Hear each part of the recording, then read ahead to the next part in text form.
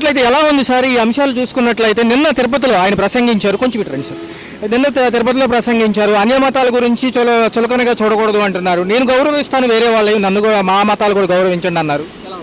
హిందూ కానీ ముస్లిం కానీ ఎవరైనా సరే న్యాయం ఒక్కటే. ఏ పార్టీ అయినా కానీ భగవంతుడిని కించపరచకూడదు.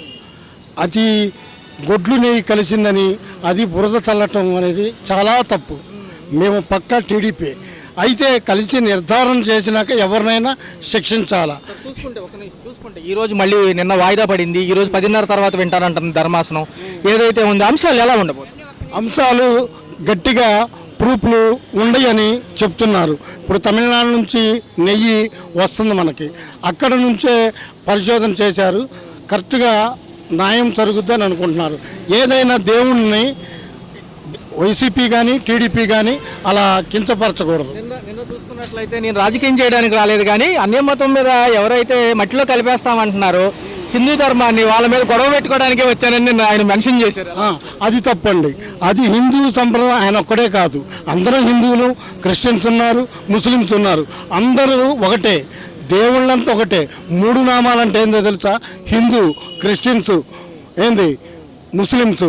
ఈ 3 నామాలంటే అది 3 మతాలకు సంబంధించింది, అన్నీ ఒకటే. చూసుకున్నట్లయితే వేరే రాష్ట్ర ముఖ్యమంత్రి తనయుడు ఎవరైతే ఉన్నారో, పొరుగు రాష్ట్రం ఏదైతే తమిళనాడుకి సంబంధించి ఉదయనిధి స్టాలిన్ అంటారు, ఆయనకు కూడా కొద్దిగా కౌంటర్ ఇవ్వడం జరిగింది. ఈ విషయంలో చూసుకున్నట్లయితే సనాతన ధర్మాన్ని మేము రూపుమాపుస్తామని ఆ మధ్య అన్నారు, దాని గురించి కూడా కౌంటర్ ఇచ్చారు.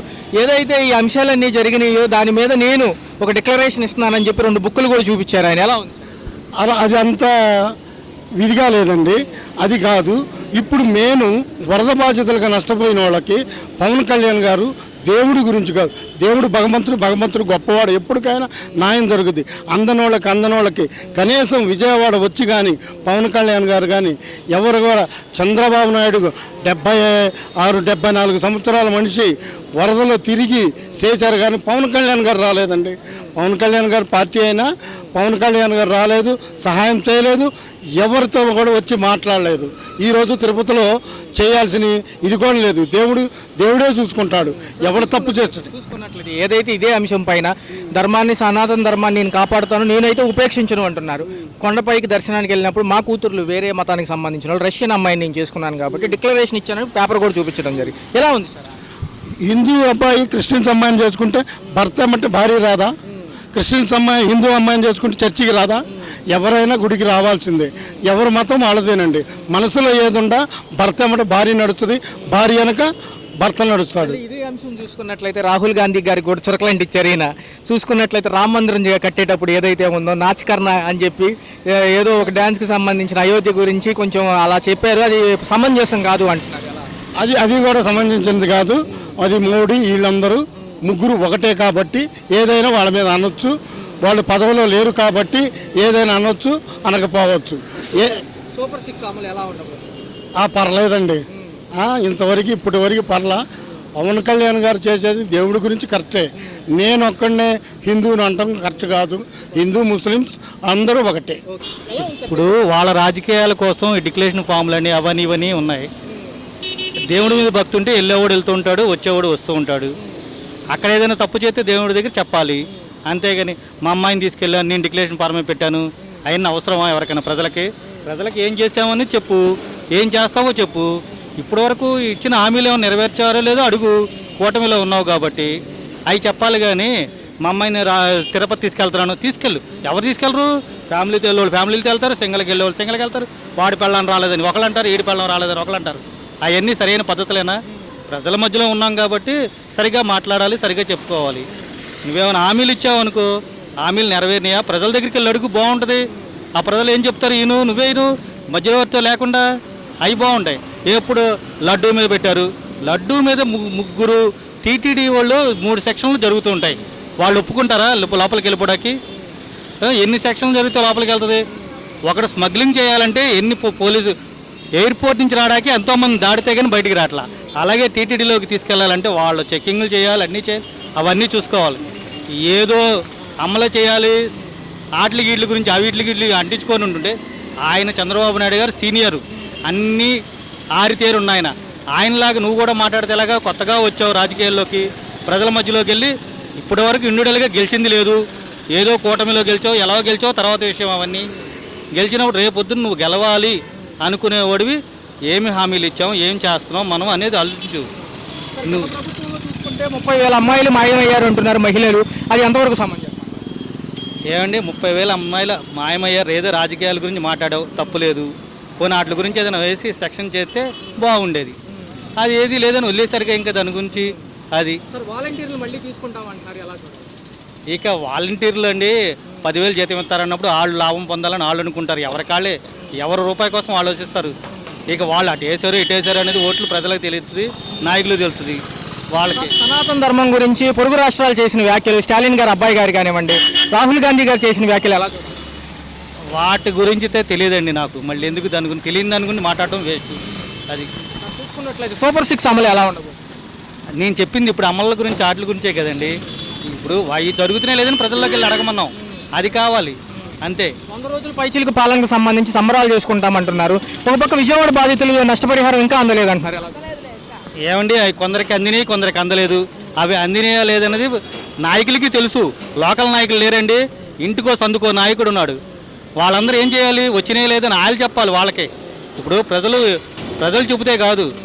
ఆ ఓట్లప్పుడు ప్రతి నాయకుడు సందులో కూడా వచ్చేస్తాడు. ఇప్పుడు కూడా రావాలి, వాళ్ళు వచ్చి వాళ్ళకి చేసి పెట్టాలి వాళ్ళు. మరి అంతే కదా, కొందరికి అందినాయి కొందరికి అందలేదు పాపం. అసలు పైనోళ్ళకి కాదు, నష్టపోయినోడికి ఇవ్వు, దగ్గరికి వచ్చి ఉన్నవాడికి ఇవ్వు. మాకు ఎవరు నష్టపోయారో తెలుస్తుంది కదా. వాలంటీర్లు అంటే ఇదివరకు ఇంటింటికి తిరిగేవాళ్ళు కాబట్టి వాళ్ళకి తెలుసు కాబట్టి ఏదో చేయగలిగితే వాళ్ళ ద్వారా చేసుకోవడమే పని. ఇప్పుడు వాళ్ళు పెట్టుకునేది పెట్టుకోకపోతే ఇక మీ ఇష్టం. ఎందుకంటే హామీ ఇచ్చింది నువ్వు, చేయాల్సింది నువ్వు, బాధ్యత మీది. అర్థమైందా? అది 22 లక్షల ఉద్యోగాలు ఇప్పిస్తామంటున్నారు, ప్రైవేటు మరియు ప్రభుత్వ రంగాలు కల్పించి. ఇప్పుడున్న యువతకి ఎలా అనిపిస్తుంది? ఏమండి ఉద్యోగాలు అనేది చిన్నప్పటి నుంచి నేను ఇవాళ కాదు, నేను ఒక ప్రైవేట్ ఉద్యోగస్తుని, గవర్నమెంట్ ఉద్యోగం తిరిగి అలసిపోయిన చెప్తానే ఉంటారు రాజకీయ నాయకులు. మేము వింటానే ఉంటాం. అంటే ఇది లైవ్ టెలికాస్టా లేదా నార్మలే కదా? సరే వినండి. పవన్ కళ్యాణ్ గారు ఏం మాట్లాడినా దానికి ఒక కారణం ఉంటుందండి. అది ప్రకృతిలో మన అందరికి కనిపిస్తూనే ఉంటుంది. ఫర్ సపోజ్ మీరు పవన్ కళ్యాణ్ గారు ఇంటర్వ్యూలు ఎక్కడన్నా చూడండి, వాతావరణం తగ్గట్టే ఉంటాయి. ఆ మాటలు కూడా మాట్లాడే ప్రతి మాట కూడా చిన్న మాట అనుకోకుండా ప్రతి ఒక్కరు ఆలోచించాల్సిన అవసరం ఉంది అక్కడ. ఎందుకంటే ఆయన వచ్చినా రాకపోయినా ఆయన తాలూకా శక్తి అనేది బయట పనిచేస్తుంది మనకి. ఆ శక్తిని మనం ప్రశ్నించేలా మాట్లాడకూడదు. ఇంకా నెక్స్ట్ ఇంకేమన్నా మీ డౌట్స్ ఏమైనా ఉన్నాయండి? మరొక అంశం చూసుకున్నట్లయితే సనాతన ధర్మం గురించి ఏవైతే చేశారో, ఉదయనిధి స్టాలిన్ గారు అబ్బాయి, ఎవరైతే స్టాలిన్ గారు అబ్బాయి ఉన్నారో ఆయన గురించి మాట్లాడారు. ఎవరైతే రాహుల్ గాంధీ గారు ఎప్పుడైతే రామ మందిరం కట్టే విషయంలో కొన్ని వ్యాఖ్యలు చేశారని దాని గురించి మాట్లాడారు. డిక్లరేషన్ ఇచ్చి మా కూతుర్లకి నేను పైకి వెళ్ళాను, రాసిచ్చాను అని చూపించారు. ఎలా ఉంది సార్? సార్ మీకు వివరంగా ఓ విషయం చెప్పదలుచుకున్నాను. సనాతన ధర్మం అనే విషయంలో అంటే ఇప్పుడు నా తెలుగు ఎలా ఉందో మీ అందరికీ అంటే చూసేవాళ్ళకి కొంచెం అర్థమైద్ది. అందరికీ నమస్కారం. దీని గురించి మాట్లాడే అర్హత ఉంది లేదు అని చెప్పి నేను మాట్లాడలేదు. కానీ నేనేమంటున్నానంటే మాకు తెలియని విషయం మనం మాట్లాడడానికి మనకి అనవసరమైన విషయం. కొన్ని టైంలో మనం మాట్లాడేస్తున్నాం అంటుంటే బయట జరిగే వార్తలను బట్టి, వ్యవహారాలను బట్టి, బయట జరిగే ఉంటాయి కదా, ఇలాంటివన్నీ దృష్టిలో పెట్టి చాలా సున్నితమైన అంశం అనే విషయం నాకు బాగా క్లియర్గా అర్థమవుతుంది. అందువల్ల నేను ఈ విషయం గురించి ఏం మాట్లాడదలుచుకోలేదు. పవర్ స్టార్ పవన్ కళ్యాణ్ గారు ఏదైతే చెప్పారో ఆ విషయం వివరం అందరిలో జనాల్లోనూ ఉంది, జనాలు వింటున్నారు. దగ్గర మనకి ఎక్కడి నుంచి ఏంటనేది తెలియదు కానీ కన్యాకుమారి దాకా వినపడాలి మన వాయిస్ అనేది అన్నారు. అది ఇంగ్లీషా, తెలుగా, హిందీయా అనేది నాకు ఐడియా లేదు. అంటే పూర్తిగా నేను ఇంకా చూడలేదు. కొంచెం అంటే ఈ మొన్న ఫ్లడ్ వచ్చిన వాతావరణం, వరదల్లో మొత్తం మునిగిపోయిన ఏరియాని కదా ఇవి. దానివల్ల ఏంటంటే కొంచెం అందరూ చిన్న జబ్బులతో, అది అర్థం కావట్లేదు ఇంకా. అంటే కొంతమందికి దగ్గులని, కొంతమందికి వైరల్ ఫీవర్ అని, డెంగ్యూ అని, దోమల బాధ. అంటే వాళ్ళు వర్క్ చేస్తున్నారు. మున్సిపాలిటీ వాళ్ళకి నమస్కారం, చాలా బాగా వర్క్ చేస్తున్నారు. ఇంకొంచెం మెరుగైతే బాగుంటుంది కానీ స్ట్రెంత్ కావాల్సి వస్తుంది బయట నుంచి, మరి మనకు తెలియదు కదండి. చూసుకున్నట్లయితే ఇదే ప్రభుత్వంలో వాలంటీర్లు మళ్ళీ పునరుద్ధరిస్తామంటున్నారు, ఎలా అనిపిస్తుంది సార్? వాలంటీర్లని పవన్ కళ్యాణ్ గారు కూడా ఒకటే మాట అన్నారండి, వాళ్ళ అనుభవాల్ని మనం పని చేసుకునేలా ముందుకు వెళ్దాం అన్నారే కానీ వాలంటీర్లు అవసరం లేదు, వాలంటీర్లతో పని లేదు, వాలంటీర్లు అసలు ఏంటి దేనికి అంటే కొంతమంది బయట చూడండి. ఇప్పుడు వాలంటీర్లు అనే పేరు చెప్పుకొని వచ్చేసి ఎవరెవరో తెలీదు మెడలో చైన్లు లాక్కెళ్ళిపోతారు ముసలోళ్ళే, వాళ్ళకి వచ్చి డబ్బులు లాక్కెళ్ళిపోతున్నారు అంటున్నారు. అది నిజంగా వాలంటీరా బయట వాళ్ళ అనేది మనం కనుక్కోవాల్సిన అవసరం ఉంది మనకి. అది చూడండి ఒకసారి. సంబంధించి చూసుకున్నట్లయితే గత ప్రభుత్వాల్లో 30,000 మంది అమ్మాయిలు మిస్ అయ్యారు అంటున్నారు పవన్ కళ్యాణ్ గారు. నిజంగా మిస్ అయ్యారంటారా? ఒకవేళ జరిగితే ఏం జరుగుతుంది? ఏదేది ఒకసారి మళ్ళీ 30,000 మంది మహిళలు మిస్ అయ్యారు గత ప్రభుత్వాల్లో, వీళ్ళ యొక్క క్రూరమైన చర్యలకు అంటున్నారు. ఎలా చూడాలి? అది మనకి ఇప్పుడు మీరు నా ఒక్కడితో మాట్లాడుతున్నారు. ఈ వీడియో అనేది అంటే యాక్చువల్లీ ఇది ఏ ఛానల్ అండి? ఇది యూట్యూబ్ ఛానల్ కదా, ఎంతమంది చూస్తారు ఏంటి అనేది ఐడియా ఉంటుంది. అంటే ఇప్పుడు మీరు ఇక్కడ ఉన్నారు, మీకు తెలిసింది అయితే మీరు టెలికాస్ట్ చేయగలరు ఇలాగా, వీళ్ళు పోయారు, వీళ్ళు లేరు, వీళ్ళు ఉన్నారు అని. అది మనకు తెలియనప్పుడు ఆ వివరాలన్నీ బయట పెట్టి మనం వాళ్ళ పరువులు తీయడం అంటే కొంతమంది ఇలా అంటే ఉంటాయి కదా, ఇంటి పేరు ఉంటుంది కదా, దాన్ని బట్టి ఉంటాయి. కాబట్టి మనం ఎక్కువ మాట్లాడదలుచుకోలేదు. తిరుపతి లడ్డు నిన్న వచ్చింది ఏదైతే కోర్టు ధర్మాసనానికి, ఈ రోజు వింటానన్నారు. 10:30 తర్వాత ఏదైతే తీర్పు వెలువడిస్తారంటారా లేకపోతే కొనసాగిస్తారు? తిరుపతి లడ్డుకు సంబంధించి పిటిషన్ల మీద వివాదం నిన్నటి పోస్ట్ పోన్ అయ్యింది. 1 తారీఖు విన్నారు, నిన్నటి పోస్ట్ పోన్ చేశారు. ఇవాళ కూడా రాబోతుంది ధర్మాసనంలో. దీనిపైన ప్రూఫ్లన్నీ సబ్మిట్ చేయాలి. రుద్ర గారు ఎవరైతే చంద్రబాబు నాయుడు తరపున వాదించిన లాయర్ గారు ఉన్నారో ఆయనే వాదిస్తున్నారు. ఇది కూడా ఎలా చూడాలి సార్? చంద్రబాబు గారి గురించి మాట్లాడేంత చాలా చిన్నపిల్లవాడిని మేము, చెప్తున్నాం కదా, తెలియదు మరి మనకి. ఆయన ప్రతి విషయంలోనూ వాళ్ళ మనోభావాలు వీళ్ళ మనోభావాలు, వాళ్ళే వీళ్ళే అని చెప్పి మొత్తం 4 వైపులా కాదు, మొత్తం పైన కింద 6 సెన్స్ అంటారు చూసారా, ఆ టైప్ ఆఫ్ అనమాట. అర్థమైందండి?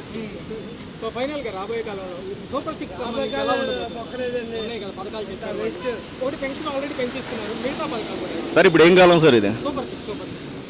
కాదు ఇప్పుడు ఇది ఏం కాలం అంటారు? వర్షాకాలం. ఈ వర్షాకాలాన్ని మనం కొంచెం చల్లగా దాటి చల్లగా తిని చల్లగా ఇంకొంతమందికి మన వంతు ఎంత వీలైతే అంతమందికి కొంచెం భోజనం పెట్టేలాగా. ఎందుకంటే మనం చాలామంది చెప్పలేని పరిస్థితుల్లో చనిపోయి ఉన్నారు కదా. అంటే ఇంకా అడ్రస్లు కూడా పూర్తిగా తెలియదు ఎవరైనా. ఎవరెవరో ఎక్కడోళ్ళు ఎక్కడెక్కడి నుంచి వచ్చేసిన వాళ్ళు, మన దుర్గమ్మని నమ్ముకొని ఇక్కడ బతుకుతున్న వాళ్ళు చాలామంది ఉన్నారు. ఇంకా చూసుకున్నట్టయితే ఇంకా వాళ్ళని వీళ్ళని కాదు, ఏమన్నా దృష్టిలో పెట్టుకోండి. బాగా గుర్తుపెట్టుకోవాల్సిన విషయం ఏంటంటే, ఒకళ్ళ గురించి మనం వేలెత్తి చూపిస్తున్నాం అంటే మనకి ఇంకొక 3,000 మనకే చూపిస్తాయి. అందుకే నేను చెప్తున్నానండి, ఏ అంశమైనా మనం సున్నితంగా కూర్చొని మాట్లాడుకుందాం అంటే కూర్చొని మాట్లాడుకుందాం అండి. ఇచ్చారు ఏమన్నా సరిపోయిందండి? ఇచ్చారండి 25,000, కానీ మొత్తం ఎక్కడ సరిపోయింది? ఇప్పుడు లక్షలు మునిగిపోయినాయి, కానీ వాళ్ళు ఇచ్చే 25,000 ఏమన్నా ఏదో సహాయం చేశారులే, చేయలేదని అంటలా. ఎంతో కొంత అన్నీ వెళ్ళిపోయినాయి. సామాను కూడా లేవు, మంచాలు లేవు, ఏమీ లేవు, మొత్తం కొట్టుకెళ్ళిపోయినాయి. ఇక 25,000 కోసమే బ్యాంకులు కాడ కొట్టుకొని సత్తున్నారు ముసలా మొతక. ఓటీపీలు లింక్ అవ్వలేదు, అకౌంట్లు సరిగ్గా లేవు, అకౌంట్లు లేవు, లింక్ చేయించుకోవాలని ఎప్పుడో 20-30 సంవత్సరాల క్రితం ఉంది. ఆ 0 అకౌంట్లే వేస్తున్నారు. ఆ అకౌంట్ మళ్ళీ ఓపెన్ చేసుకోవాలంటున్నారు, మళ్ళీ ఆగమంటున్నారు. అదిగో బ్యాంకులు కాడ కొట్టుకొని చచ్చిపోయి సత్తున్నారు జనం. చూసుకున్నట్లయితే ఉప ముఖ్యమంత్రిగా పవన్ కళ్యాణ్ గారు ఉన్నారు పాపం. ఆయన కూడా దీనికి ఎంతో అప్పుడు ఫండ్ ఇచ్చారు. అయితే నిన్నటి నుంచి చూసుకున్నట్లయితే తిరుపతి సమావేశంలో బిజీగా ఉంటున్నారు. మంచిదేనా ఆయన చెప్పిన విషయం? మంచిదేనంటారా? సనాతన ధర్మాన్ని కాపాడుతాను, లడ్డూలు కల్తీ కలిసిందని ఆయన అంటున్నారు. ఎలా చూడాలి? ఎలా చూడాలంటే ఇక ఏం చెప్తాం? ఇక అంతా మంచిగా చేయాలి, మంచి పెద్దలకి మంచి చేయాలి, పవన్ కళ్యాణ్ మేము కోరుకుంటున్నాం. ప్రభుత్వాలు సరిగ్గా పట్టించుకోలేదు, నేను పట్టించుకుంటానని ఏం చెప్తాం జరిగింది ఎలక్షన్స్కి ముందు. ఎలా అనిపిస్తుంది? 100 రోజులు పైచీలకు అయింది కదా వీళ్ళు వచ్చి కూడా. పర్లేదండి, పర్లేదు. అన్నిటికీ కొద్దిగా జాగ్రత్తగా చూసి ప్రజలకు న్యాయం చేయాలి ఎవరున్నా కానీ. అంతకుముందు కంటే ఇప్పుడు పర్లేదు. ఇప్పుడు డబ్బులు కూడా 25,000 సహాయం చేశారు. చాలా మందికి పడలేదు, వాళ్ళకు కూడా లింకులు కరెక్ట్గా ఉండి ప్రతి ఒక్కరికి పేదవాళ్ళందరికీ డబ్బులు పడాలి, వర్త బాధ్యతలకి. మేము కోరుకునేది అదే. ముఖ్యమంత్రి గారి పనితీరులు ఎలా ఉన్నాయి? చంద్రబాబు నాయుడు గారు కూడా సీఎంగా ఉన్నారు, 74 ఏళ్ళ వయసు ఉంది. రెండో చూసుకుంటే తిరుపతి లడ్డు గురించి ఆల్రెడీ వివాదం జరుగుతుంది. కొంతవరకు మిమ్మల్ని పక్కన పెట్టి ఆ అంశాల్లో నిమగ్నమై ఉన్నారు వీళ్ళు. ఇటు వస్తే బాగుంటుంది కదా. వస్తారండి. అటు ఇటు ఉండాలి కదా, అటు ఇటు ఉండాలి కాబట్టి అటు చూసుకోవాలి, ఇటు చూసుకోవాలి కాబట్టి వస్తారు. వచ్చినాక ఇక్కడ వీళ్ళకి కూడా ఖచ్చితంగా చేస్తారని అనుకుంటున్నాం. సనాతన ధర్మాన్ని కాపాడడానికి నేను ముందున్నానని పవన్ కళ్యాణ్ గారు దీక్ష చేపట్టారు. మన కనకదుర్గం గుడిలో కూడా నిన్న తిరుపతి వెళ్ళి సమావేశం పెట్టారు. ఎలా అనిపిస్తుంది? ఒక్క నిమిషం. నిన్న తిరుపతిలో సభ పెట్టారు పవన్ కళ్యాణ్ గారు. చూసుకున్నట్లయితే వారాహి సభ నిన్న జరిగింది. డిక్లరేషన్ ఇచ్చి దేవుణ్ణి దర్శించుకుని దీక్ష విరమించుకున్న తర్వాత సభ ప్రారంభించారు. వాళ్ళ కూతురుల తరపున ఎవరైతే బాప్టిస్టులుగా ఉన్నారో వేరే దేశానికి సంబంధించి డిక్లరేషన్ ఇచ్చి వెళ్ళామంటున్నారు, ఎలా అనిపించింది? ఇది ఎలా అనిపించిందంటే ఇప్పుడు మనకి ఆయన మనసులో ఉన్నది చెప్పాడు. కొంతమందికి నచ్చదు, కొంతమందికి నచ్చదు. అదేంటంటే దాన్ని మనం ఎలా అని చెప్పడానికి లేదు కదా. కొంతమంది నచ్చిన వాళ్ళు నచ్చిందంటారు, నచ్చిన వాళ్ళు ఏంటంటే అది కరెక్ట్ కాదు ఆయన మాట్లాడింది అని అంటారు. దాన్ని మనం మరొక అంశం ఇదే చూసుకున్నట్లయితే, నేను రాజకీయం చేయడానికి రాలేదు, సనాతన ధర్మం పైన ఎవరైతే మట్టిలో కలిపేస్తానంటున్నారో వాళ్ళ మీద గొడవ పెట్టుకోవడానికి వచ్చానని ఫస్ట్ స్టార్టింగ్లో చెప్పారు. ఎలా అనిపించిందంటే అది అదే చెప్తున్నా కదా, కొంతమంది నచ్చింది, కొంతమంది నచ్చదు. నచ్చిన వాళ్ళు ఇక పర్వాలేదు అని బాగా చెప్పారు అని అంటారు. వాస్తవంగా అంటే పవన్ కళ్యాణ్ గారు వచ్చినప్పటి నుంచి ఆయన మంచి మంచి అభిప్రాయాలే చెప్తున్నారు. ఏదైనా ఏ విషయం మీదకి వచ్చినా కూడా దాన్ని ఖండించి కరెక్ట్గా చేయాలనేది ఆయన పట్టుదలతో ఉన్నారు. ఈ ప్రభుత్వంలో మళ్ళీ పునరాలోచించి వాలంటీర్లు తీసుకుంటామంటున్నారు, తీసుకుంటే ఎలా ఉంటుంది అంటారు? తీసుకుంటే బాగానే ఉంటుందండి వాలంటీర్ సిస్టమ్. ఇప్పుడు మొన్న వరద వచ్చిందండి, వరద వచ్చినప్పుడు చాలామంది గగ్గోలు పెట్టేశారు. ఎందుకని? వాలంటీర్ సిస్టమ్ ఉన్నప్పుడు ప్రతి ఒక్కరికి కరెక్ట్గా ఇంటికి వచ్చి ఎవరు కూడా మిస్ అవ్వాల. అంటే ఆ ఉన్నదాంట్లో ఆయన కరెక్ట్ చేశారో చేయలేదో తర్వాత విషయం, కానీ వాలంటీర్ సిస్టమ్ మాత్రం నెంబర్ 1గా ఉంది. చూసుకున్నట్లయితే ఈయన ఏదైతే రాహుల్ గాంధీ కౌంటర్ వేశారు, నిన్న ఉదయనిధి స్టాలిన్ గారు సనాతన ధర్మాన్ని కూకటి వేలుతో ప్రకటిస్తానన్నారు.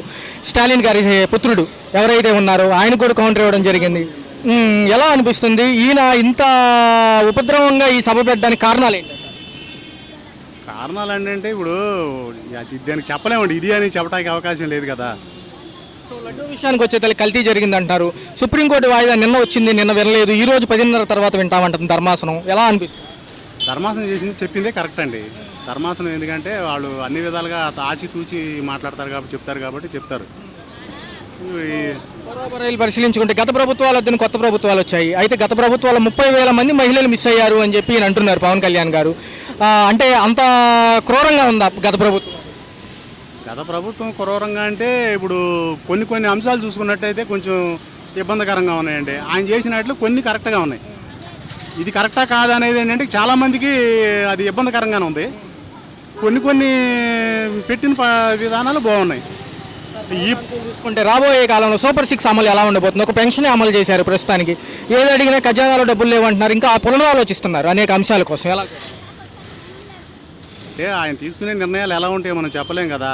ఇప్పుడు ఆయన ఏంటంటే మామూలుగా ఏంటంటే సూపర్ 6 అనేది ఇప్పుడు ఆయన ఇదివరకు హైదరాబాద్ డెవలప్ చేశారు.